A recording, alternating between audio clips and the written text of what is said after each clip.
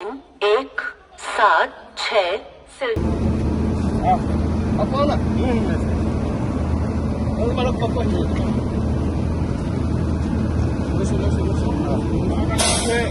Ada tahu, ada tahu. दोनों हम लोग 7 साल फाइट करने के बाद अच्छे से ठीक है और एनएफ ने पैसेंजर ऑर्गेनाइजेशन का तौर से दौरान एनएफ फेडरल में पैसेंजर वर्कर ले लीजिए बोले तो निहाल सत श्री अकाल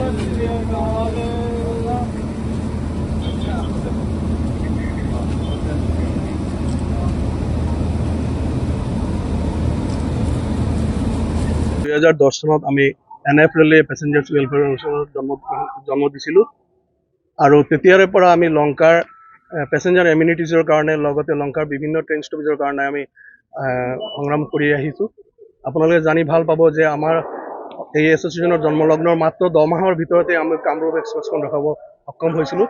তাৰপিছত আৰু 6 ট্ৰেইন আমি নাগালেণ্ড এক্সপ্ৰেছ, আগৰতলা কাঞ্চনজংঘা, অমৃতসৰ, তাৰপিছত আপোনাৰ শিলচৰ পেছেঞ্জাৰ, ঝাজা আৰু চেন্নাই এগমোৰ আমি এইখিনি গাড়ী ৰখাইছিলোঁ। তাৰ পিছৰ পৰা আমি 2014 চনৰ পৰা 24 জুন 2014 চনৰ পৰা আমি অৱদাসনৰ কাৰণে ফাইট কৰি আছোঁ আৰু 17/3/2019 পৰা আমি আমাৰ শিলচৰ কাঞ্চন আৰু ৰংগিয়াখনৰ কাৰণে শিলচৰৰ কাৰণে আমি ফাইট কৰি আছোঁ।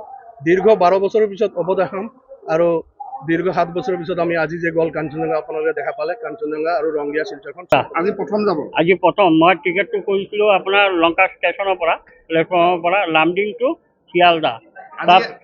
তাৰপিছত মই যোৱাকালি গম পাইছোঁ যে ইয়াক ষ্টপেজ দিব। মই ষ্টেচন মাষ্টাৰৰ লগত যোগাযোগ কৰিছোঁ, তেওঁ কৈছে সঁচা আজি হ'ব।